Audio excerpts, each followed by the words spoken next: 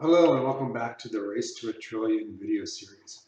In this video, we're going to cover the second book, which is the Race to a Trillion for an individual. And this is where the Race to a Trillion is still very much on. Currently, we have trillionaires.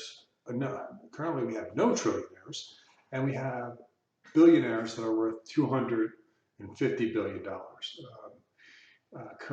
I don't think Elon Musk is worth $250 billion exactly, but it's in that ballpark.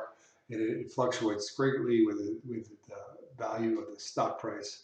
And so, the our multi-billionaires in this country um, and one in Europe, their values fluctuate greatly because of their stock price. They own so much stock, and when that stock price goes up and down, it changes their value dramatically, or their personal wealth dramatically. And so, while it's a definite tangible thing to think of someone that actually is worth $1 trillion, you have to know that it is it is kind of a stretch in that sometimes, because it's all that value, or those dollars are actually tied up in the companies that they own.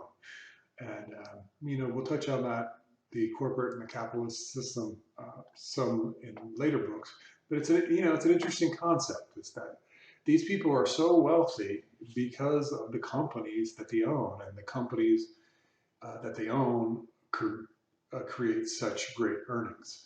And I think the person that's the most interesting, or at least for me to think about on this race to $1 trillion, is our one European, and his name is Bernard Arnault.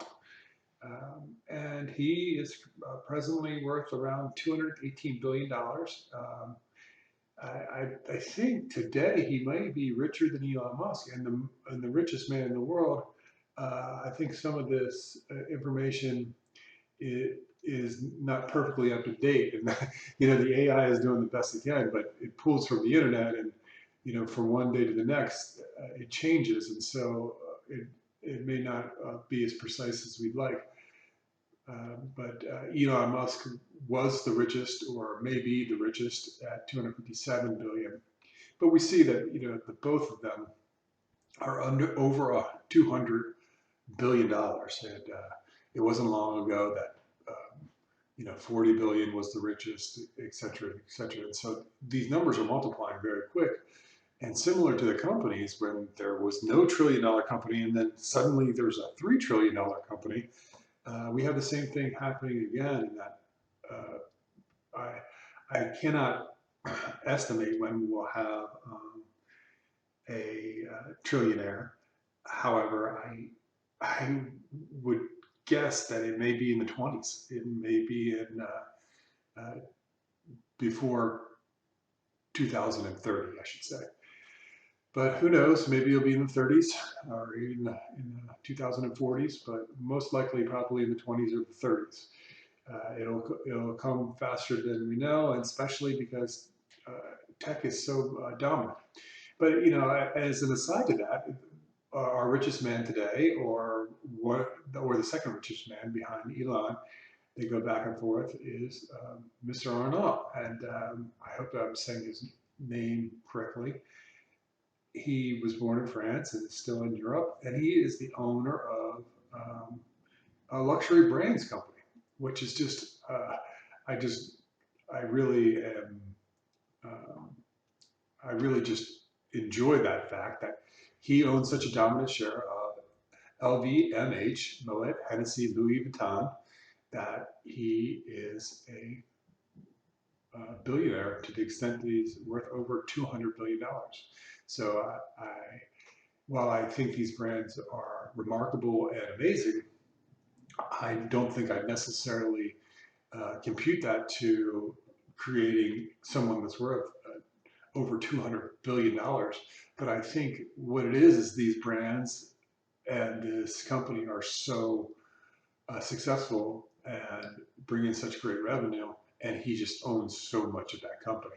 So I think if you have any aspirations to become incredibly rich. I think you have to have the good fortune to be associated with a company that does extremely well, has incredible earnings, and then you didn't give up your shares, so you still own a very dominant part of it. And I think that's definitely the case, Mr. Arnold. And you know, these brands are the brands that everyone aspires to, and so you know, it's things that tangible objects that when you have them, you know that you're buying a true luxury item, and that's I think that's wonderful, and it's kind of a reprieve from all the tech and the consumer electronics and everything else, and that yes, a company that creates handbags is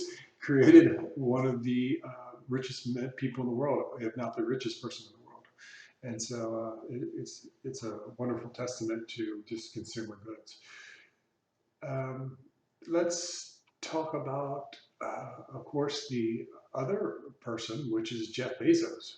Jeff Bezos is the creator of Amazon and Amazon Web Services, and he, like Elon Musk, has a rocket company. I think it's Blue Origin, and so he's still very much in it as well. And I think just to say a contemporary story, uh, he just sold, I think, about 40 or 50 billion worth of Amazon stock, and so you know it seems like he's gearing up to do more and stretch out as well. And yeah, so it's saying he, you know, Microsoft is telling us that he's worth 190 billion dollars, and yeah, we'll see what he does next. And you know, he's just an outstanding person for the United States economy. Of course, like Bill Gates and Jeff Bezos. No, I'm sorry, like Bill Gates and Elon Musk, Jeff Bezos has just been absolutely incredible for the United States economy. And, you know, I think touching on this, like why there are individuals that are this rich and, you know, back in the, you know, 60s, this predates me, is that people have been like, the concept of someone being so wealthy would have been such a negative thing. But, you know, I think that it's really a great thing. And especially you have these people that are just demonstrated their value with these companies. And it's really, truly an amazing thing. And something that drives the United States and makes us the best country and the best economy in the world. In that, while it's hierarchical and there's these number one figures, these richest people in the world, they're also driving so much innovation and human ingenuity, and it's you know it's I think people in the 60s would argue that no one should have that much money and it should be distributed, etc. But if you look at the overall system and that you as a person can buy into these companies, etc., I think it plays out in a good way, and I think have been extremely fortunate to have the billionaires that we do have. And you know, you never know the race to a trillion. You know, just the simple idea that these geniuses will have to compete to be the first trillionaire will, you know, the United States citizenry will be the benefactors and the world's citizens will be the benefactors. You know, maybe we'll be on Mars and, you know, flying in rockets sooner because these men or these people will want to be the first trillionaire. And, you know, I don't think there's anything wrong with that at all. And so it's just an amazing system. It's interesting that it's gone this well and will continue hopefully to do this well. I think you know talking about individuals and $1 trillion, we have to think about some people that have given so much to philanthropy, to charity, that they kind of uh, remove themselves from the trillionaire race, right? And and that obviously is Warren Buffett and Bill Gates. I think those two gentlemen, if they wanted to be the first trillionaire, they could have done it, or they very well could have achieved that. I think that was not something that they wanted to do, and they both, through the Gates Foundation, um, uh, I don't want to use the phrase shifted gears, because they're still very much both driving Berkshire Hathaway and taking part in Microsoft. Well, I do take that back. So uh, Warren Buffett still is very much a part of Berkshire Hathaway. However, Bill Gates still is not the CEO of Microsoft, and so he's not in that corporate role, and he devotes his time uh, fully to philanthropic issues. But he still acquires things. He has a lot of land in the U.S., etc. And so I think any complete conversation about an individual becoming a trillionaire, you got to mention Bill Gates, who was kind of like the founding father of the modern richest man in the world. He was the richest man in the world for I don't know, a decade, and so he kind of, he was the first genius tech richest man in the world, and the fact that he is here with Jeff Bezos and Elon Musk and Warren Buffett is just, it's an amazing thing, and it's an amazing time to be alive. And so to have all those guys around all at the same time.